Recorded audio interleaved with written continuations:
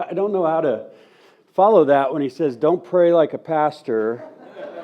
And then he says, it should only be one or two sentences. I'm like, I'm getting the hint. All right. I see what you're saying. I'll keep it fairly short. Although you guys had Pastor Dan last week. Yeah, I'll be shorter. Little less energy. I love Dan. He's like a squirrel caught in a bag.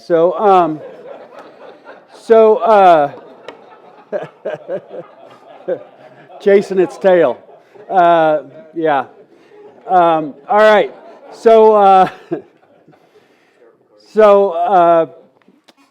Pastor Roger asked me to come share with you guys today, and he said, "Okay, I want you to talk on family, parenting, and talk about hold fast." And when I think of parenting, family, parenting, and I think of hold fast, how many of you have seen the original Twister movie? I'm not talking about the one like this last year, but the original one where the tornadoes are coming through. And at the end of the movie, if you haven't seen it, this is a spoiler. It's like a 30-year-old movie. You should have seen it by now, so I don't mind spoiling it. At the end, the main character, the guy and his love interest are caught in the middle of a tornado, and they run into a barn, which is never usually the best thing because there's farm implements that will impale you. But they run into the barn, and they take his belt, and they tie themselves to a pipe, and the tornado comes through, and it just rips the barn apart and goes crazy, and everything's flying, and they're just holding on for dear life. And then afterwards, it passes by, and then they show them sitting in the sunshine just by themselves with nothing around because it's all just went crazy and blew up. That's what holding fast as a parent is like. It is like being hit by a tornado sometimes. And it doesn't matter if you're a parent, a grandparent, a mentor, you don't have any kids or grandkids, but you have a kid next door that you talk to a lot. Figuring out how to deal with teenagers or kids is one of the most daunting things we can do. Because for some reason, we have a short-term memory of what we were like when we were their age. And so today, as a family pastor, I get the question all the time. This is probably one of the biggest topics when it comes to holding fast as parents or in a family or grandparents is, what do we do about technology? It's part of their life. That's all they do. They have their phone with them. The kids, all they want to do is play video games or watch videos on the iPad or whatever it is. Should we allow video games? Should we allow them to have social media? And parenting is in an age of such constant advancement in technology and AI that it is maddening. And so today I want us to look at how technology is affecting the next generation and what we as men, parents, grandparents, mentors, can do about it. It's going to be a pretty practical talk today. But I want you to get a frame of reference, so let's watch this video real quick. The dots on this screen represent an adult life in months, assuming a life expectancy of 90. So if you're 18 years old right now, this is an optimistic estimate of the months that you have left. Take a second to take that in. Probably not as many as you would expect. And I'm sorry to say that it does get worse because about a third of that time is going to be spent sleeping. On average, 126 of those months will go to school and your career. About 18 will be spent driving, 36 cooking and eating, 36 doing chores and errands, and about 27 in the bathroom and taking care of personal hygiene. So that leaves you with 334 months, optimistically, for everything else. So this is where you tick the boxes on your bucket list. This is where you pursue your passions and travel the world and leave your mark. How you spend this time is going to determine the quality of your life. But this time isn't just something that you spend, it's also something that you invest. Because what you do with it will quite literally determine the kind of person you become. The body, mind, and character that you will have in the future are being actively shaped by how you choose to use your time today. So take a second and ask yourself, what do you want to do with that free time? What things do you want to do that you haven't done? Who do you want to spend that time with?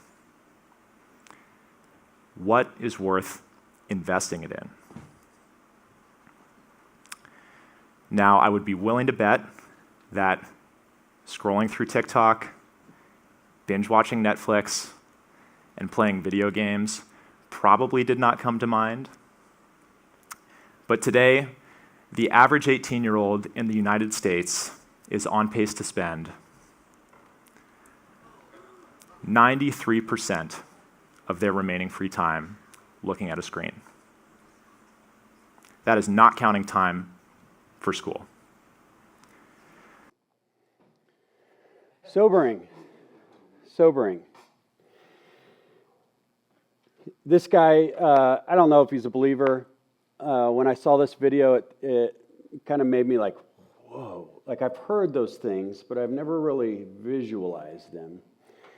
And he's speaking to a bunch of college students who were probably scrolling through their phone listening to him. Now, some of you might look at that and be like, there's no way. Like, there's no way that people spend that much time in front of a screen, because you don't. Maybe you don't.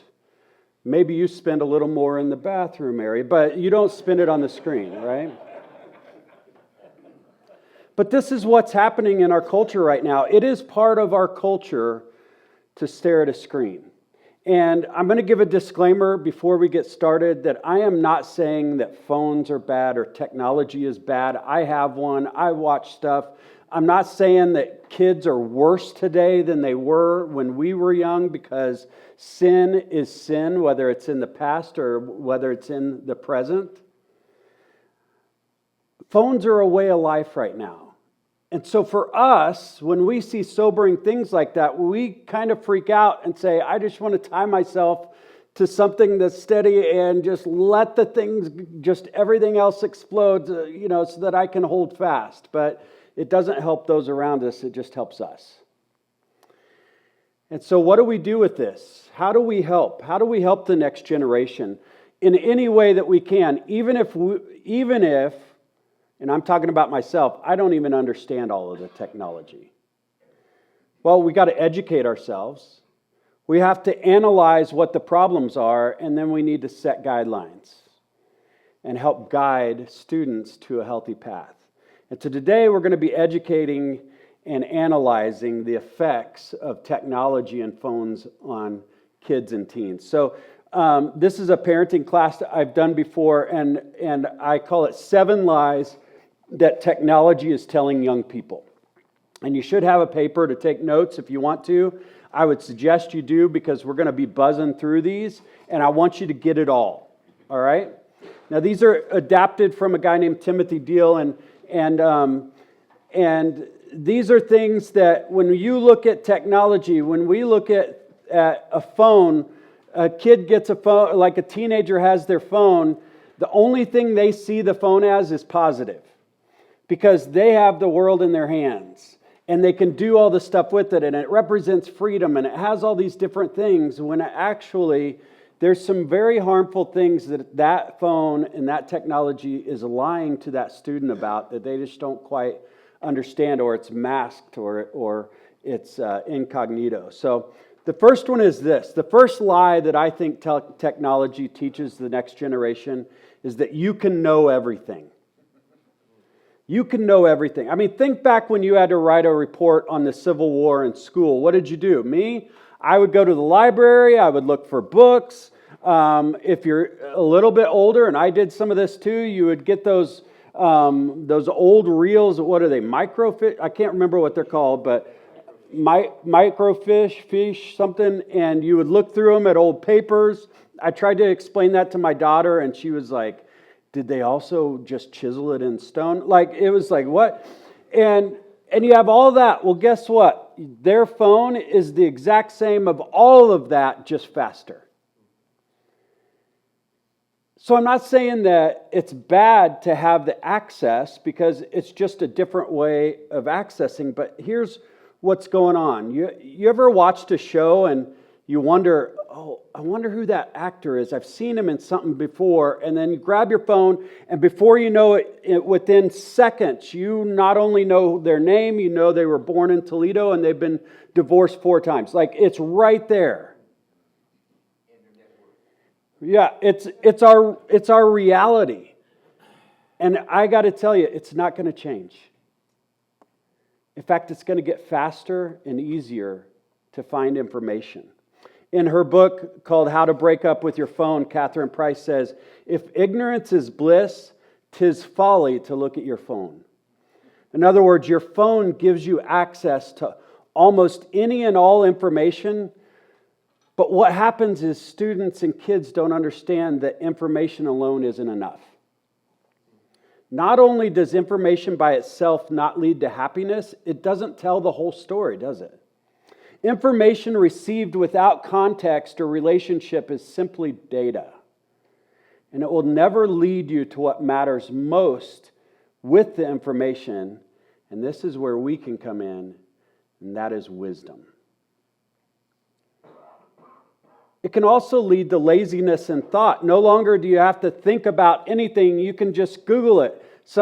I promise you, the other day I was with a student and we were talking about something and I said, well, that's just, we have 7 over here and we have 8 over here. And before I could say anything, pulled his phone up, 7 plus 8, 15. It's 15. And I'm like, oh, that's lazy.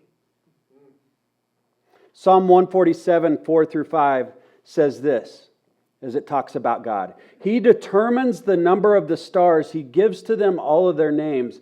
Great is our Lord and abundant in power. His understanding is beyond measure. The one that knows everything, the one that we can plug into, is being replaced by data.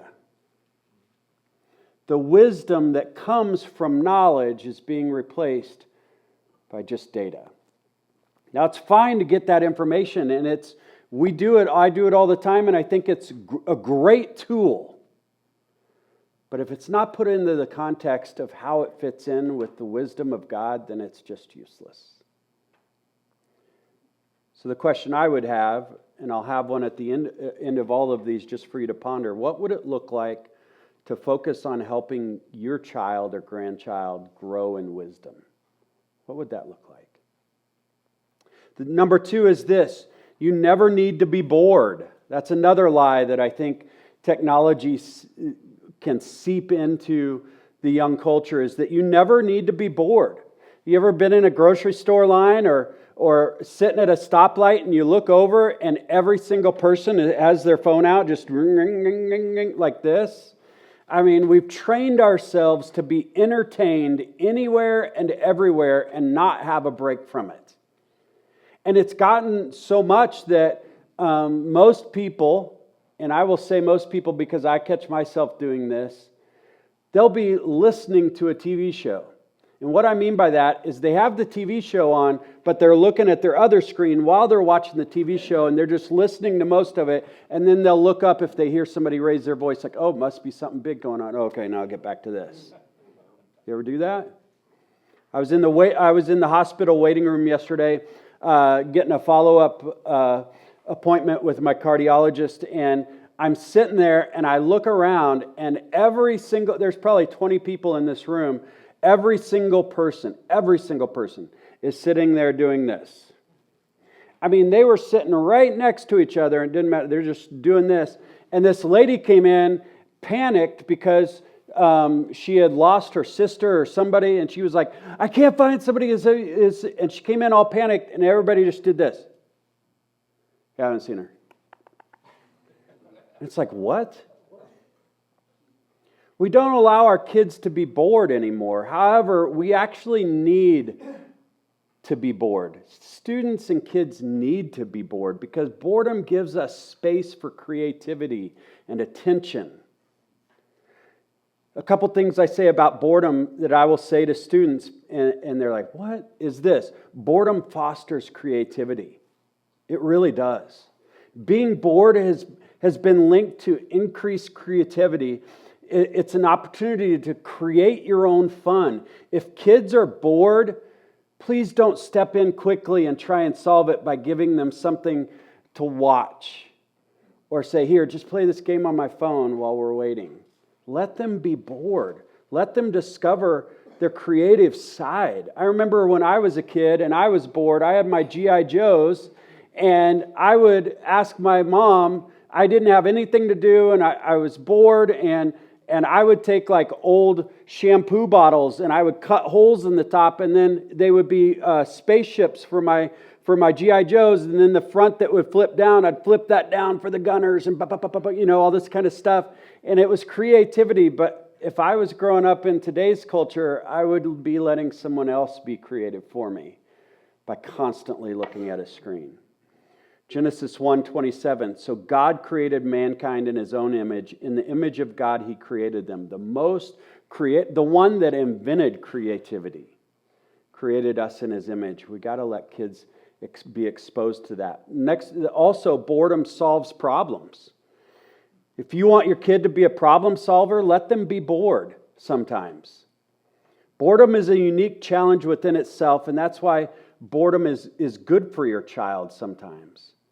The same skills used to solve boredom help them solve other problems throughout their lives. And boredom also uncovers passions, doesn't it? I wouldn't have discovered my passion for playing the drums if it wasn't for boredom.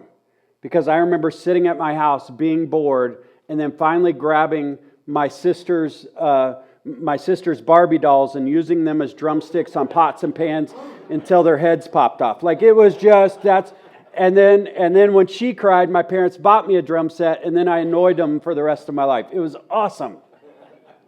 But I found that passion because of that. Shahram Heshmat, who is an associate professor emeritus at the University of Illinois, says, boredom encourages us to shift to goals and projects that are more fulfilling than the ones we're currently pursuing. How might you encourage reflective boredom with your child or grandchild? Number 3, the third lie is this. I told you we're going to buzz through these suckers. Number 3, entertainment trumps privacy. And this is a tricky one because this is definitely a lie that's fed through technology to the next generation that they don't understand until it comes back to bite them. When my daughter I have 2 daughters in college and 1 daughter that's married out of college. And I remember when my youngest was in high school and she had a phone. We let her have a phone. We put some restrictions on it. We made sure we checked it. But I was asking her about what she was doing on her phone one day because she was looking at it and she's like, oh, I can't believe they're doing this. And I'm like, what are you doing? She's like, oh, I'm checking out where my friends are. And I said, well, what do you mean? Well, it turns out there was an app that was very popular where you and your friends share your location with each other at all times because your phone tracks you. And then that way you can look at where they are at any time. And then you can text them and say, oh, you're at Taco Bell, get me a taco. And I was like, oh my goodness, that is so scary. But my daughter's like, oh, it's so much fun. More and more apps are providing features that are enhanced if you allow them to track your location. And for an adult, we might be able to make this calculated decision, and it's probably fine. But for a child whose frontal lobe is not fully formed and they have not been able to start making full decisions on their own, it's foolish. And it's a good reason why we should take security so seriously when it comes to technology. Because what's happening is entertainment is trumping privacy. 1 Peter 5:8 says, "Be sober-minded, be watchful. Your adversary, the devil, prowls around like a roaring lion seeking someone to devour." Entertainment is king, even when it takes over privacy. So how might you have conversations with your child or grandchild about privacy? Number 4, this is probably, I would say, the biggest of all the lists. This is the one that is probably the biggest right now, and that is, you are the center of the universe. I mean, think about it. Everything on your phone is curated for you. You put it on there because it's what you like, or what's easy for you to use, or what will help you. Playlists, videos, contact lists, anything and everything that you want is right at your fingertips. And posting videos and pictures, I mean, what happens on social media? What is social media turned into? And I'm not against social media. I think that there's great ways to use it for the Lord. But when I get a student that comes in and their self-esteem is crushed because they put it all on whether or not the picture they put on social media got enough likes or enough comments. And as soon as they put it on, every 10 minutes they're checking to see how many more likes they have or how many more comments they have. Why? Because it's teaching them that the world revolves around them. Self-centeredness, self-love. In fact, self-obsession is probably one of the biggest tools of Satan today when it comes to the next generation. Why? Because self-obsession says this, that what I believe is true. What you believe is true for you, but what I believe for me is true because I get to set my truth. Self-obsession. And then we wonder why our kids and our teenagers and our college students are so lonely. It's because they're isolating themselves on an island away from other people because my truth is mine and yours is yours and yours is yours. And we have all these islands with nothing to hold us together, which is absolute truth. But I mean, isn't this really the problem from the beginning?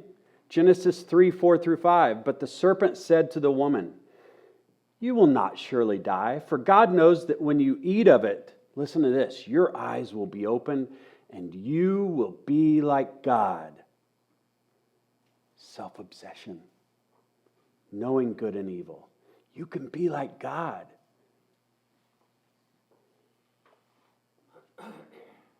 It's been one of our problems since the beginning, but it's one that technology is exploiting right now. The next generation needs boundaries and encouragement to get outside of themselves and understand that identity isn't yours to assign to yourself. That it's assigned by God. How might you encourage your child or grandchild to look up from their phone and to understand it's not just about them? That one hits me. It does. Number 5, you should always be available. Man. Now, if it's your wife calling on your phone, that's always true, that you should always be available.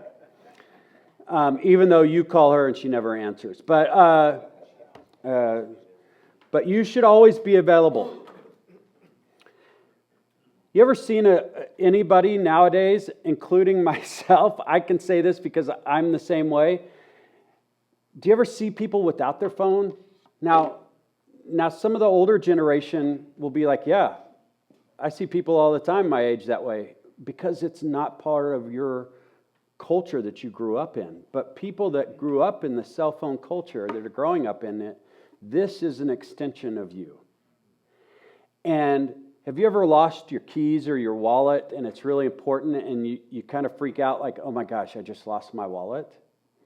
When students nowadays lose their phone, it is like a full-on panic mode. I can't believe I don't have my phone. Or if they leave their phone at home and you guys are just going out to dinner, they feel weird. Weird. And I'm being serious. Like it turns into a psychological thing for students when they don't have their phones because it's such a part of them. Your phone allows you to always be available to anyone who has your number or your email or your TikTok address, whatever those things are. This leads to this irritating phenomenon of people, your kids, your grandkids, or people that you're with, of being in a full room, and rather engaging in each other, they're just responding to texts or DMs or scrolling Instagram. I went to dinner the other night with my wife, and she has a really good habit of making sure that I don't look at my phone during dinner, which is great because there's lots of times where I'm like, well, wait a second, somebody at church is dealing with this. I need to make sure, but she'll make me put it down. So we went to dinner the other night over in near where we live and sat down. We ordered up our food and we looked over and there were two couples sitting near us, and there was one couple. It was just laughing. You could hear they were talking. I don't know what they were talking about, but they were laughing. They were enjoying each other, and it was just so awesome to see this relationship. And then I looked at the couple right next to them, and both of them were just buried. And then the food came out, and you see the husband go, "Oh, that looks good." And I promise you, they probably didn't say 4 words to each other the whole dinner. And I'm like, I hope I'm not like that. I hope I'm not like that. Not only is this constant state of being available unhelpful for your child personally, but it also makes it difficult for them to actually give attention to the people they're physically with. And it starts because you are constantly available and they are constantly available. It brings on what's called FOMO, the fear of missing out. And so they feel like there's this need, this physical need to always check their phone for updates and texts or likes or comments. And all it is just feeding into self-obsession. But it's this constant need, and it has become as much of a natural occurrence to check your phone as it is to blink, pretty much. Separation is not only needed, I think it's vital. I mean, I think it's needed and it's vital. I think it's vital to your spirituality. I mean, look at Jesus' example. Mark 1:28, we see that after his fame is spread everywhere and the whole city was gathered together at the door, it says in Mark 1:33. The whole city was there, gathered together, wanting to get to him, and he had all of these people that wanted his attention. Jesus took a remarkable step.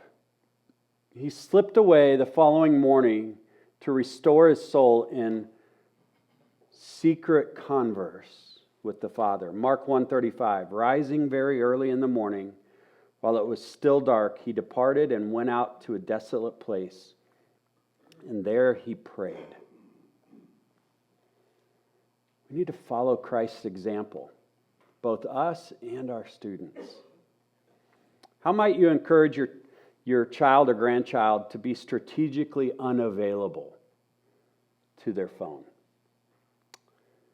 We have a fall retreat next week with middle school and high school, and I love what Lucas, our youth director, is doing. They're doing a cell phone fast and telling students to keep their phones at home and not bring them. They're not allowed, and they're going to be on a fast. And I kid you not, we talked about how we have to train some of our leaders in the youth group to be able to talk and counsel some of these students that are going to go through withdrawal just for 2 days. It's a serious thing we have to do. Number 6, the next lie that I think technology tells the next generation is that the world is small. I mean, think about it. The whole world exists in your hand. Anywhere your daughter goes, anyone she wants to learn about, anything she wants to learn about, it's all right there. Somebody mentions something about a landmark in Japan, boom, 2 seconds later she has pictures or videos of it. But sometimes having it all right there means that she's not fully present where she is. I found myself many times with my daughters when they had phones and they're sitting in the back seat and we're driving, to Kansas or drive back to the Promised Land, or we're driving, up to Duluth, or we're going somewhere.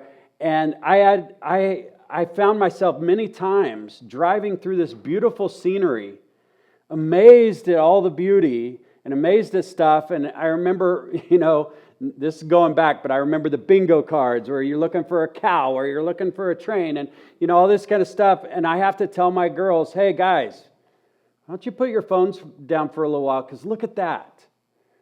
Have you ever seen so many giant windmills or turbines or whatever they call them?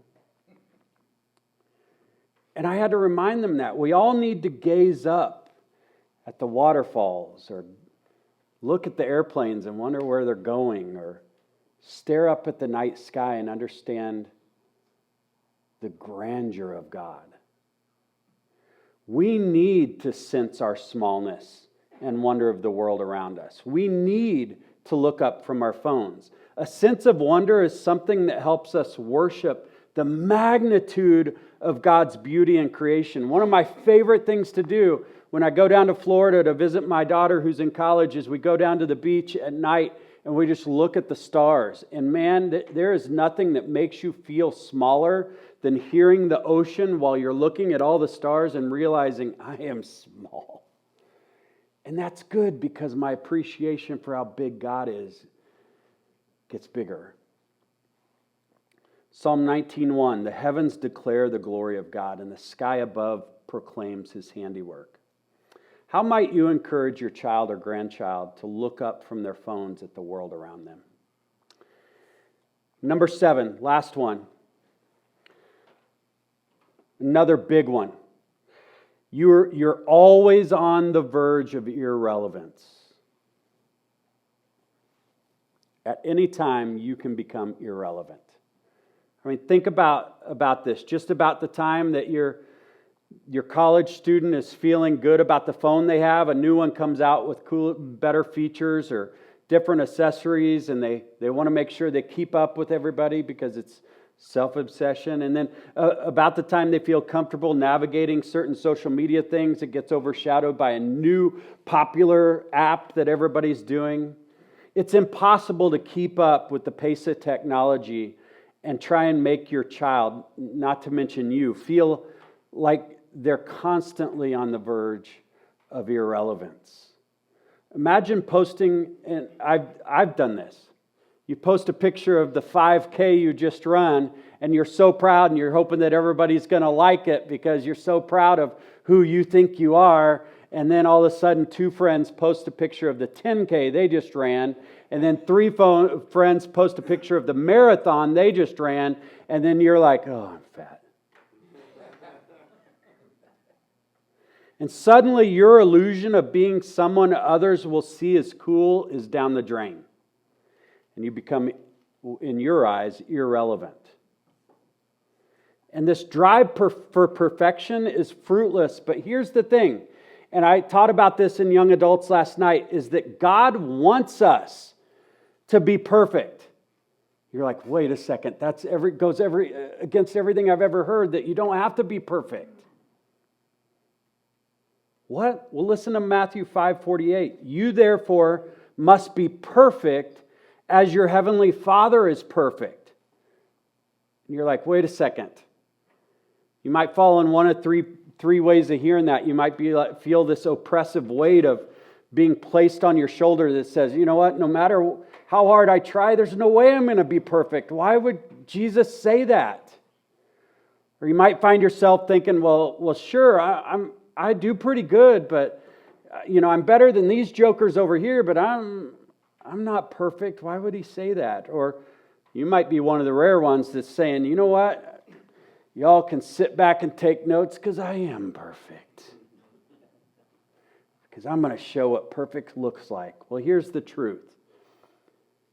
Perfection is not about what we do. It's not. What the truth is this, that perfection is not a prize to achieve, but a promise we receive.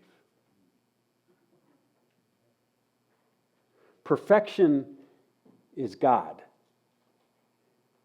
And when we accept Him as our Savior, He puts us on a path of becoming more like Him to one day when we're with Him being perfect. But we think, oh, we got to be perfect or we're going to be irrelevant. I know students think that.